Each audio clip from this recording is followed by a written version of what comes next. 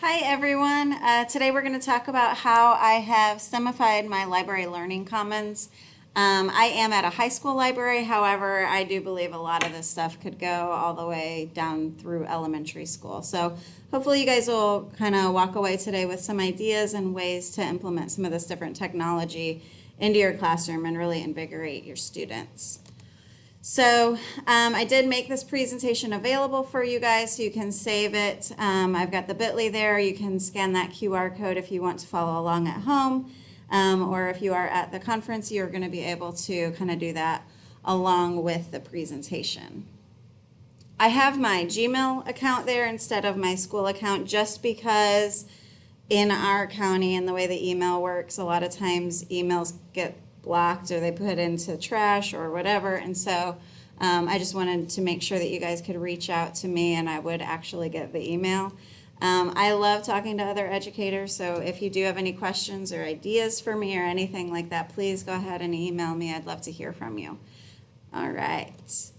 So I am Melissa Zonin. I have a master's in instructional technology and library media services. I work at Pope High School in Cobb County, Georgia, which is just a little bit north of Atlanta area. And I, again, have my personal email there so you guys can reach out. I am lovingly called the library lady by most of the students because, let's be honest, that's what they do when they walk into the library. They're like, oh, the library lady, right? Like, you know, it's like they know your name, but really you're just the library lady. All right, so incorporating STEM was kind of a big step for me because I've been going to these ed tech conferences. I have the degree, all of these good things, but it was a little bit, I had a hesitation about it for a lot of different reasons. But at the end of the day, what you can do with incorporating this kind of technology is so important. And I love this quote from Albert Einstein. It says, "The mind that opens to a new idea never returns to its original size." Every time we can introduce something to our students that expands their growth, that makes them look at something a little bit differently or in a new way, it's always going to help them grow in the end. And so the more we can do that, the better. So here I just have a quote to kind of help you reinforce some of that reasoning that STEM is just so important in education. And I know we hear this a lot, but it is so true. And it just says, overall, since 1990, employment in STEM occupations has grown 79%, and that number is just increasing by the day. So 9.7 million to 17.3 million just in that time period, and it's going to be, you know, growing even more than that as we go on. And, you know, it's just fun too, right? Like doing some of these new things, it can be a little intimidating, but it's fun, and it's fun for the kids. And so the more we can do that, we always want to try.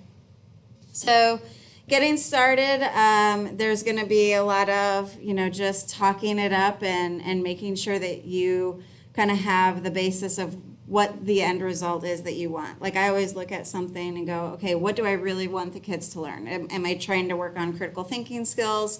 Am I just working on their technology skills? Are we doing foundational things? Are we trying to do something bigger than that, right? So figuring out what you want your end result to be and then working backward from there and, you know, winning over the students and the teachers to make that happen. Like I said, I had a lot of reservations about getting, you know, going with this, and I wanted to kind of just stay and do the same things that I'm always doing. But it's one of those things that when you get going, it does change so much. So, you know, when you start to add this kind of technology and these skills into your repertoire and into your teaching, your students are going to be more excited to come and hang out with you.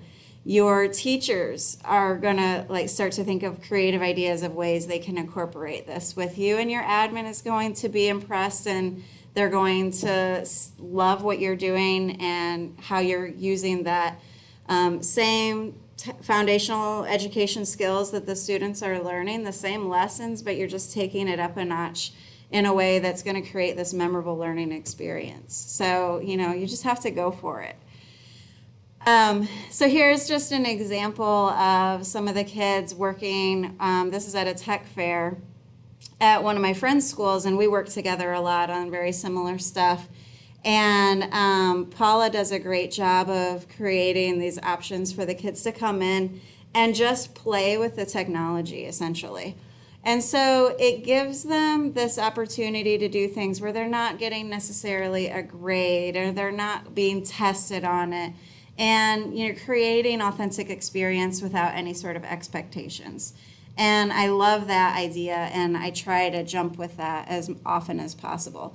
Whether that's a one-day thing where you have the kids come in and try all these different technologies, or you have a club that meets every week, what that looks like for you can be really different. But just creating options for them to use and learn with technology without having it always tied to something that is going to appear on a grade card or something that is so important, and it just creates those authentic learning experiences for them. Here's an example. This is back in my school, and I just had stuff going on during lunches. I was trying to get kids to join my tech club, and so I would create different little things once a week, and I would just go around and talk to the kids that were coming in at lunch. I'm like, hey, you want to come try this? And so these kids, these were just boys that were at lunch, and they saw what we were doing, and they were like, I want to go try that. And so they came over. And again, it's just creating those options, those experiences without any expectations. You want them. It's great if they're beginners, if they get on there and they're like, oh, I've done this before, then that's awesome too. They can teach other kids. They can teach you sometimes. So, just creating those opportunities. And then this is that same program, that same group of guys, and it's like they're doing math and they're doing coding, and they don't even realize that they're using those skills or learning something new. And so again, it just reinforces everything that we're doing on a daily basis anyway. And the other side of it is, I didn't know 100%. I still don't know 100% about all of this stuff, but you have to just kind of go for it, and you create those opportunities for yourself and for the teachers. And sometimes you're doing it right along with the kids, and that's okay. You just have to take that leap because you know that it's going to be worth it in the end. All right, so the first thing I want to talk to you guys about is Spheros. This is probably one of my favorite things. And the cost, the buy-in cost is a little lower because it can go as low as $40 if you get, there's different levels of the Sphero balls that you can buy. I did opt for the Sphero Bolt, which is in the picture there. This is what it looks like, so it's not very big. But what it's cool is these are actually waterproof. They can go, you can create different obstacle courses where they're going in and out of water. They can fall from a good distance, so you can have drops and things too. But you are coding in the app with Scratch coding what you want the ball to do. And with the bolts, the reason I love the bolts is because they have, you can kind of see it in the picture there, they have a little LED screen, and you code what goes on that screen as well. So if you need it to change colors, or you want it to say something, or you want to put a little emoji on there, you have to code that, and you code when you want it to show up and change and all of that good stuff. So this example that I have on this video is just a beginner level track. It was just meant for the students that had no idea what they're doing. They've never used this before. And honestly, this is elementary level kind of material.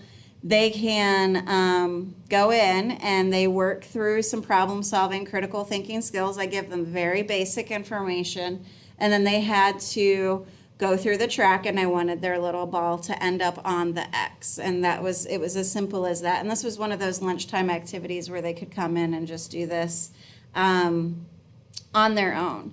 And so this is kind of what it looks like as they learn to code it. They have to do stops, they have to do turns, they have to work out what the angles are, and then they can, and you can't see it in the video, but I also wanted them to have something celebrating their win on the LED screen at the end, so they had to code that as well. So it's just a little beginner level track, and it gets them going. This can work with math, it can work with science and lit, anything really. one of the things I do with English Lit and like social studies is you can do like a hero's journey, for instance, or you can kind of tell the story, right? So what are the different like plot points that they have to do? So they're working out, let's say after they read a novel, you know, all the different parts and pieces, the highs and the lows and the challenges, the triumphs that the characters go through. You can use that to code that journey.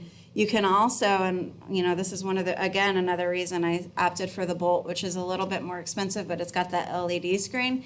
You can put in the colors and the symbolic, you know, relationship of color to the journey and all of that. So there are definitely those kind of that STEAM, like the arts part that can go along with this. It doesn't just have to be science, technology, math, right? You can kind of make those crossovers. This is what it looks like in the app. There's some different versions, some higher and lower level stuff that you can do. But you can see how you're doing scratch coding. You're putting in the little blocks to create the path of the little robot ball.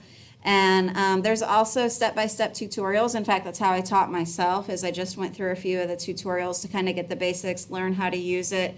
And if you look along the bottom there of that little screenshot, you can see how specific some of the things are, right? Like different variables and different things like that. So it really does have all different levels of ability that can work with this. And notice that you're doing all kinds of math with your angles and for the time and the distance, and you have to work all of that out. And you can see there what the LED kind of stuff looks like.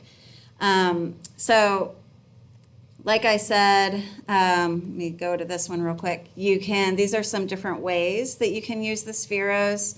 And if you go to the Sphero website, and I've linked it, if you go ahead and go to this, presentation, you can click that link right there and it'll take you to the Sphero website where they have a whole computer science curriculum. So if, like, let's say that the only thing you walk away with today is, I want to get a couple Spheros and I want to do this with some small groups, you know, throughout the year.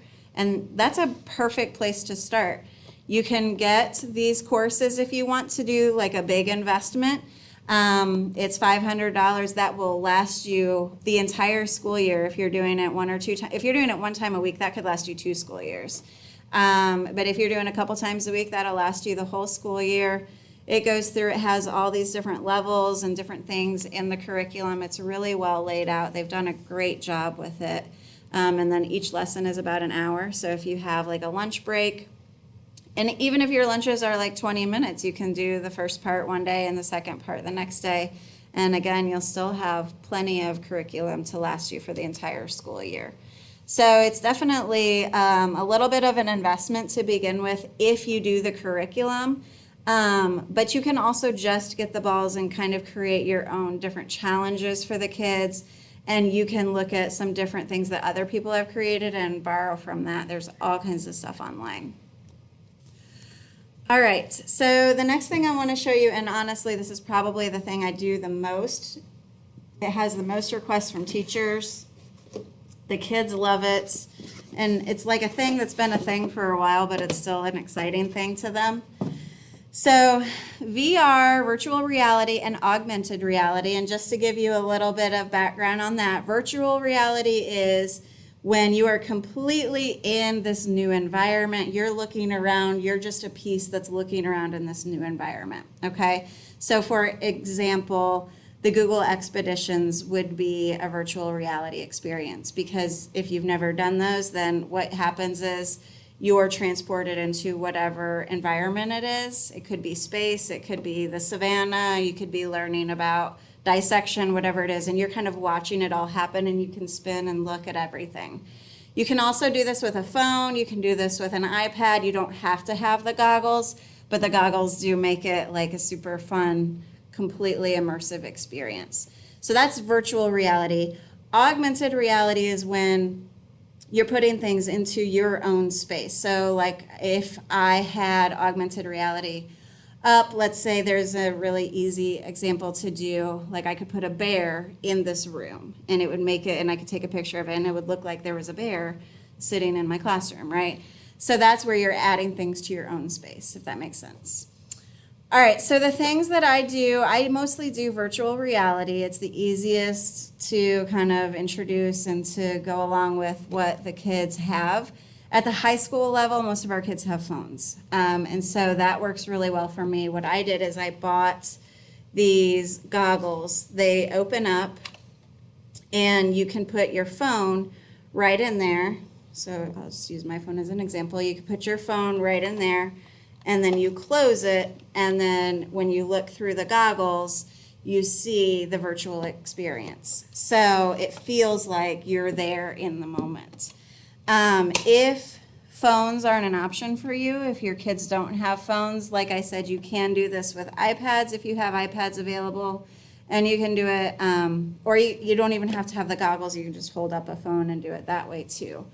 It is available on the computer, but it's not quite the same experience. I don't know that I would recommend it. I would say definitely with any sort of tablet.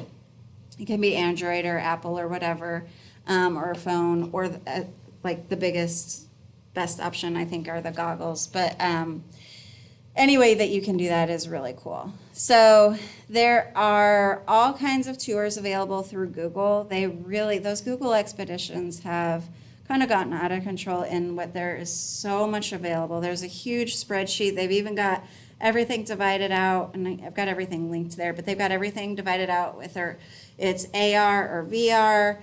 They have complete lesson plans and scripts, so you don't even have to really do any work to get these going. So if you have a teacher that's working on the dissection of a frog, let's say, you can go pull up that tour. I don't know. I come from an English language arts background. I taught English before I was a media specialist. So I don't know anything about dissecting a frog. And I can kind of sound like I do because there is a whole script there. There's even questions that you can ask and answers. And it's really cool because as you point to something, it creates an arrow on their screen for the kids to look at that one thing. And you see all their little smiley faces show up that they're logged into your tour. And so you can make sure they're kind of looking at the right thing. If you see somebody off in left field, you're like, hey, everybody make sure you're looking at this starfish or whatever it is. So it's really cool. They have the app, and then they log in. They see just through the Wi-Fi network, they see what tours are available. So they'll see like Mrs. Robinson is doing, the underwater sea exploration, and they click on that, and then they're connected to your classroom. So you're controlling everything that they're seeing, and you can kind of talk through all the different things with the script. So that's the Google expeditions. Poly tours are user-created ones. It's the same idea, and there's tons even more on there. So if you're looking to, you can travel all over the world. You can go to Paris. You can go wherever, and supplement whatever it is you're teaching. Maybe you're getting ready to talk about a certain war. You can go to that area. You can kind of travel the same footsteps as the soldiers and that kind of thing. So there's some cool options for you.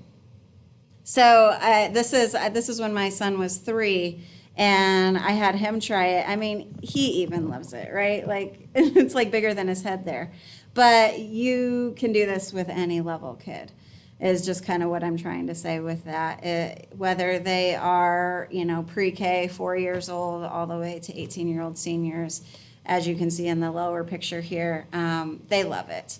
Here's an augmented reality. This is a shark that we pulled up. This is just in my living room at home. And it shows my son there and then the shark above him. So it looks like it's inner space. So that's an example of the augmented reality. And that's just something like from doing a Google search. You just do a Google search for shark, and then it'll show up with an augmented reality option that you can add right in. And that was just using my phone. So if you do the goggles, I really recommend swivel chairs. We are lucky enough to have swivel chairs in a couple different classroom areas of the Learning Commons.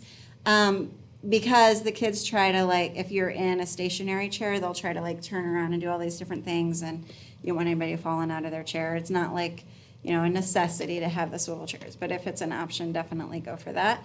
They spin all around, they look up, they look down, and you can see just how they you know, and I'm going to mute this. But you can see how they, in this video, this was them getting set up. It was right before I started the expedition. So they're just getting used to kind of seeing it for the first time. And it's really cool to watch them. And then the first time you change the scene, because you'll go from, like, let's say you're standing on the top of a mountain and then you go to the bottom of the ocean, they're like, whoa, you know. So you definitely get that wow effect with these expeditions. And it's such a learning experience. It's definitely, like at the end of the year when you're talking to the kids, what do you remember the most? These expeditions are one of those things. So try to include it if you can. It could be essentially a zero startup cost for you if you don't do the goggles, if they just have their phones, and you could do it on the phone. So depending on what your level is of what you can provide, you know, go for it. Doesn't matter. They're going to enjoy it. All right. So Makey Makeys is next. This is another really cool thing that has kind of endless opportunities for you. Makey Makeys are just these small little kits that you can get on Amazon. They're about $50. And all it is this little metal piece that kind of looks like the old school Nintendo controller. And then there are all of these wires. So you have, this is called your circuit board. And then these are your different wires with alligator clips. So let me pull one back so you can see it a little bit.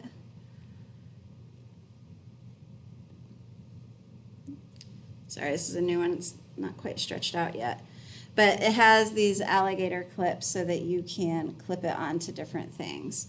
And so you it's a good learning lesson and probably teaching yourself too about, you know, what makes, what loops an electrical signal, what's a conductor, what's not a conductor, all of those different things.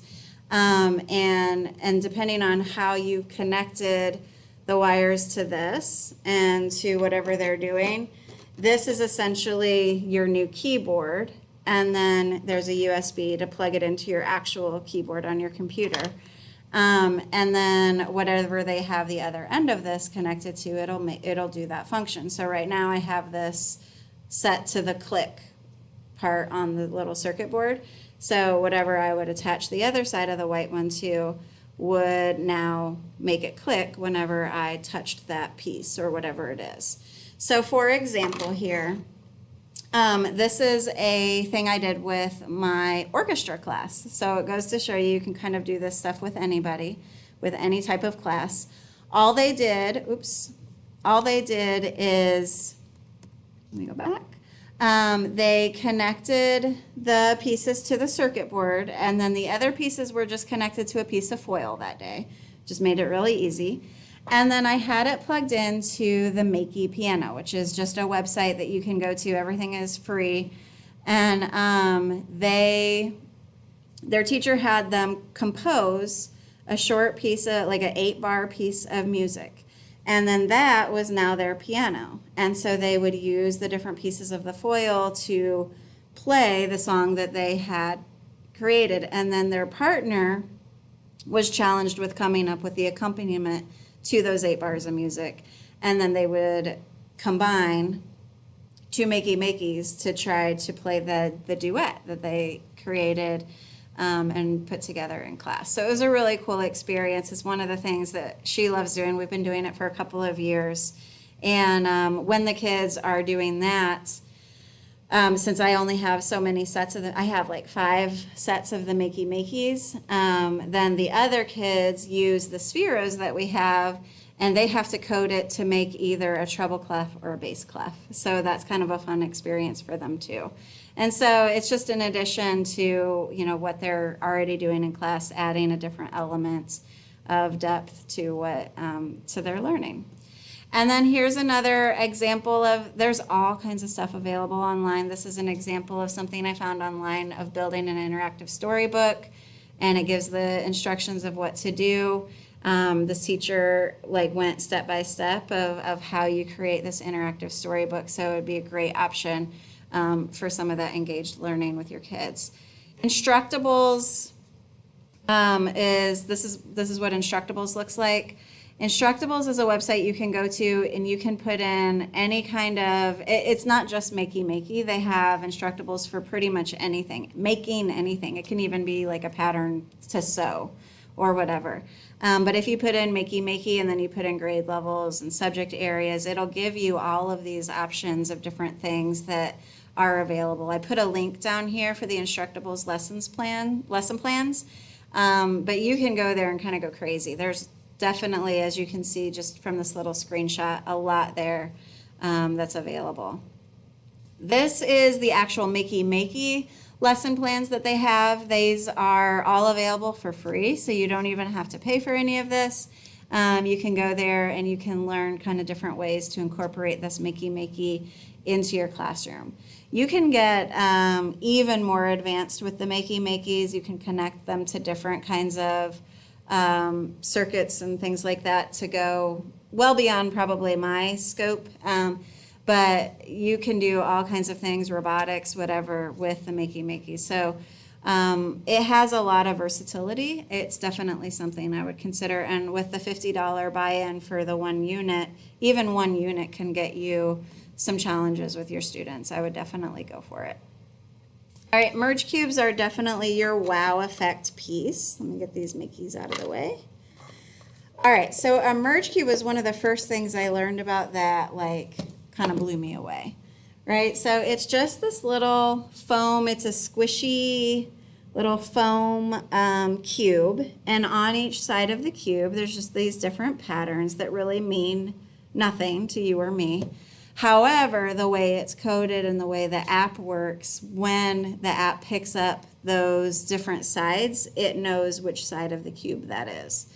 So merge cubes create kind of this augmented reality. So it's in your space, but it turns this into different things. As you can see here, you've got the solar system. That bottom thing is called Museum Viewer, and you can click on different things from museums all over the world, and you can actually, as you look at it, you can see all the different sides of that piece from a museum, and it'll tell you information about it too. But here's some more advanced stuff that you can do with Merge. And this doesn't just have to be with the cube. Merge in and of itself is a tech company. They actually started out as just like a tech company, and they realized how many opportunities they had in education and that teachers were kind of going crazy over their stuff. So now you have CoSpaces, called CoSpaces EDU. So you can get basic features on the free account, so there's no buy-in, and again, you don't even have to have the Merge Cube to do this stuff. You can go in and create little simulated worlds in this CoSpaces. So you could have like different, like maybe you're recreating a part from a story, or you're recreating the scientific method as it pertains to whatever, right? So you can kind of do any really application from your lessons into here. And it's something where you in the program can kind of walk around and view all these different things. If you do pull it up on the Merge Cube, you can have it set to where each side is kind of a different space. So if you're doing, you could do something as simple as vocab, where it just has the word and the definition or something like that, and like an example in a sentence. Or it could be something more developed, like you see in some of these examples here. So it's just a place where you can create the content, and then you can view it there, or you can view it on the Merge Cube, which is extra fun, right? There's definitely coding that can go along with that. You don't have to do it just with the kind of simulated parts and pieces. You can do actual coding in CoSpaces. And then here's an example of the Merge Object Viewer and Merge Explorer, just so you can kind of see what they are. Merge Object Viewer is where you can go and have created something in any sort of 3D environment, AutoCAD, whatever. And then you can view it in the Merge Object Viewer, and it lets you kind of view it from all the different ways. This is if you have a 3D printer, for example, you could have the kids have made their object that they want to print, and then they can go into the object viewer to view it, and then they can view it through the Merge Cube as well. And then there's an example there for Merge Explorer, which is an app that turns your merge cube into all these different things that they've already pre-created and loaded into that app for you.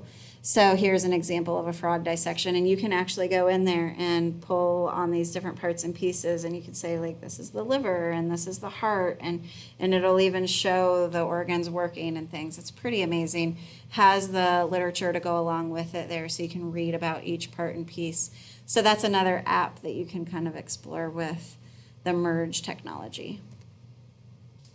Oh, and then this is just more about that object viewer that we already talked about. All right, so Little Bits is next. I will be honest, I have a little, like, we started playing with Little Bits, and then everything crazy COVID happened, and I don't know about your schools, but we were really on lockdown this year. We didn't even come back face to face until almost second semester, and then even then we couldn't share anything. So Little Bits was out of the question this year. So we started playing with it last year, and you can kind of see here what it looks like. Again, this is working with circuits, kind of like the Makey Makey, except the students are creating little inventions, and it's really fun. They really like these things. So they have to figure out, you know, what their little invention is going to be. Is it going to be, maybe they're just making like a turn signal for a car or something like that, right? Or they want to make something that can roll down the table, or they are creating a doorbell, right? So you press the button and it makes the ringing sound. So it's pretty simple little things. As they start, it can get far more developed. And they create these little inventions. So each part and piece does something different, and they have to figure out how to put those together to make the thing do what they want it to do. So I got, and there's all different kinds of kits you can get. I did the Gizmos and Gadgets kit, which is a good little starter one. They have different starter kits that you can get. They pretty much start around $50, but you can spend crazy amounts on this. You don't need to. I just got a cheaper kit to start with because, as you can see with the pieces that they have there, they can do what they need to do. So, but yeah, the pieces are just like these little, you know, pieces that they connect to their different circuitry, you know, options depending on whatever it is they're going to do. Here's a little wheels, and they put them together to create their challenge, right? So there's definitely lesson plans that go along with this. Like I said, you can do any sort of level of this. You could go elementary level all the way up through high school. There are definitely classroom and professional development stuff that goes along with this. Little Bits is now owned by Spiro. I don't know when that happened, but I noticed that as I was kind of preparing for this.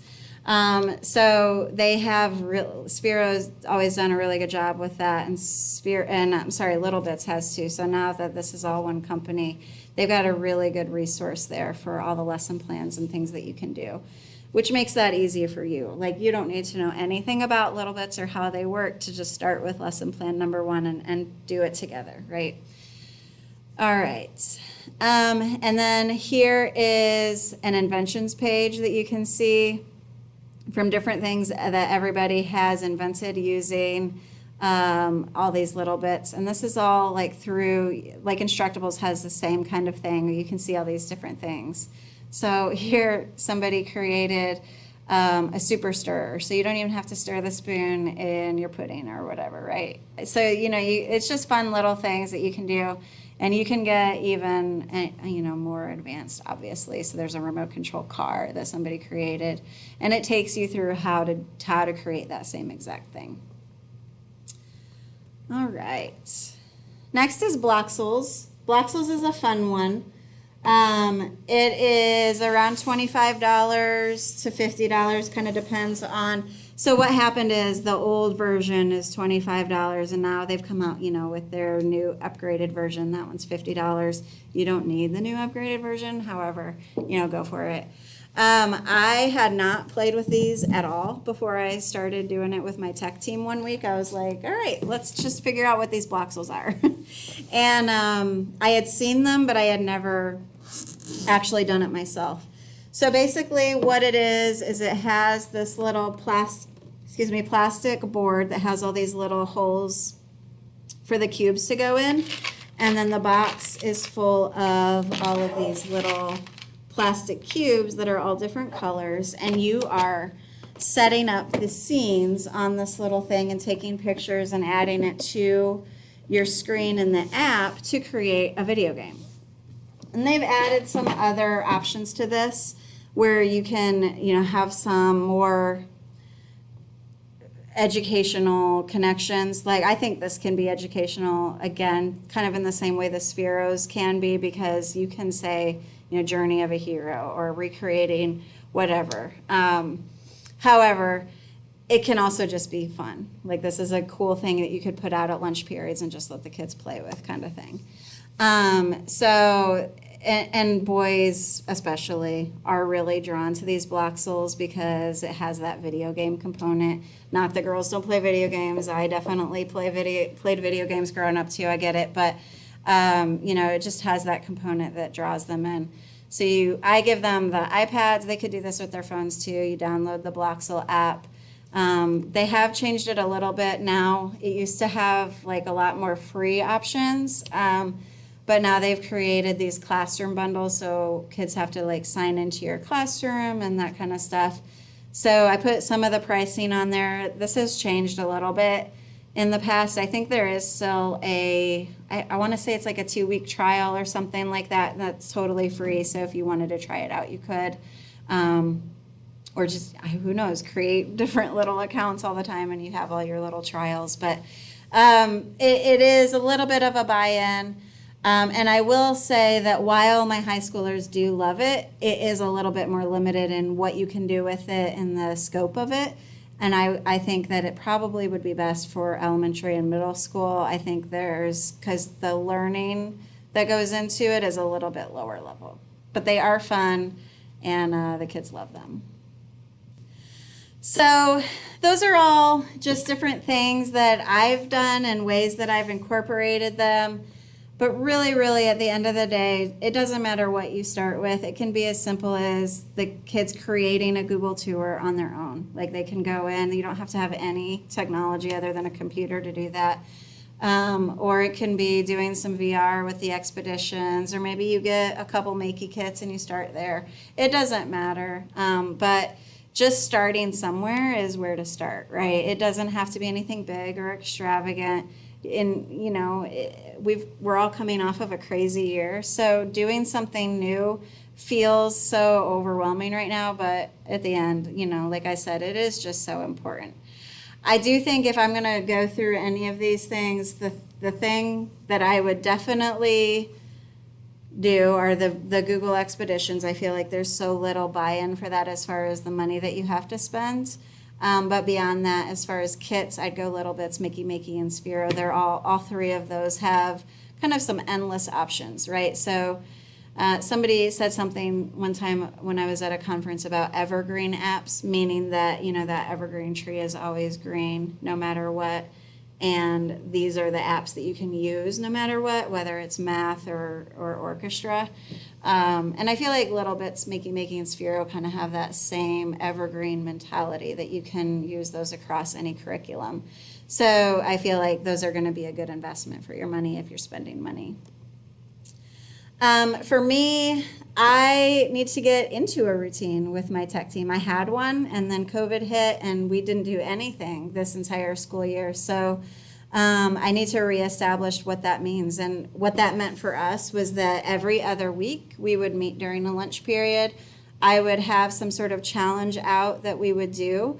And the kids didn't have to come. It was just something they could come and bring their lunch and play with the technology. And then my overall goal is to kind of get such a group of students that are so, they become like experts at all this different technology that they can then teach other students, or can even be my little technology helpers. If there's, something comes up, I can be like, oh, hey, Josh, can you go help this teacher with this, right?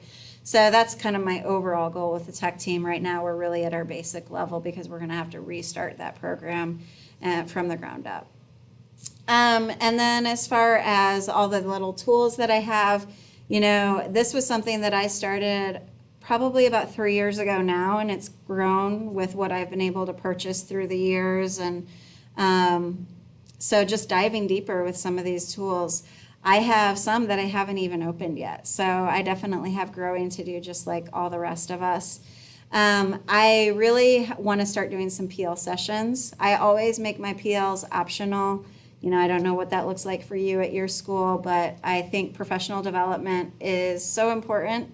But I don't think it needs to be necessary. If a teacher doesn't want to do it, then I don't want them in that room, right? Like, they're going to learn from somebody else, like, oh, that was really cool. Maybe I should go to the next one, right? And I want them in there that way. I want them to want to be there. So I always offer optional professional learning. Come basically play with the technology, talk about different ways you can use it, and then maybe we set up a time to do it with their classes. Things that are coming up for me of like new things that I'm learning or that I've bought that I haven't even touched yet. Raspberry Pi. I want to do, we have a Cricut maker that we bought, but this was again right before COVID hit. So I want to have Cricut lesson plans where the kids can come in and create things and actually print them on the Cricut. I bought a sewing machine that is literally still in the box. I've thought about putting that out, having little sewing challenges for the kids, just teaching them the art of a sewing machine. Snap circuits, let me get the little kit. So I bought a kind of basic snap circuit kit. It's big, I mean, you can see what it looks like, but this can get even bigger. Snap circuits is taking circuits to a whole nother level. And I have not even opened that yet. So that's definitely something that we want to do. I do Hour of Code every year. I want to amp Hour of Code up and work with our computer science teachers and really make that something special.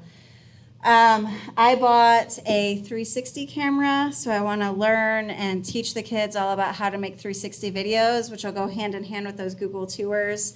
And then I also bought a Sphero rover, which is like a little robotic car that can do all kinds of different things, and you can build it out and make it do all these different things, and it's using that same Sphero app. So those are some things coming up for me. I can't wait to hear what you guys have coming up down the road, and maybe you have some ideas for me. But just like I said, it doesn't matter what you do, just pick one thing, because it is going to create this new experience, this interactive learning, and it is going to be so meaningful for your students, and they will remember it. So thank you. I know this was a little long, but I hope you kind of hung in there. Please feel free to email me if you're in the area and you want to visit and kind of see what we do face-to-face. I'd love to have you. So just reach out and we will get something set up. All right, thank you. Have a good day, guys.